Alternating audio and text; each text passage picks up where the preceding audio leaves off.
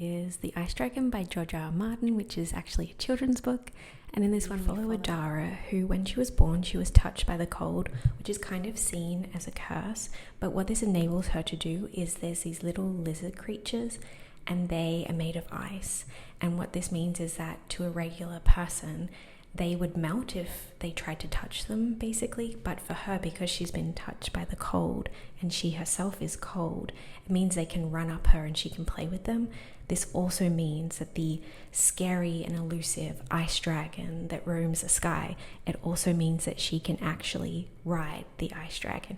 There are other dragons, but the ice dragon is very unique, as we learn in the story.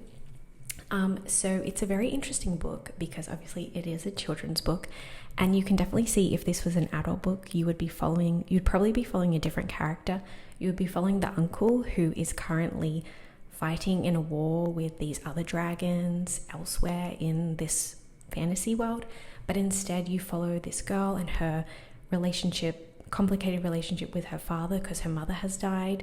And so I just thought it was a really, really good book. It's a very classic children's fantasy, and I actually hadn't heard of it. Obviously, I've heard of George R. R. Martin and Game of Thrones, but I actually hadn't heard of this children's book.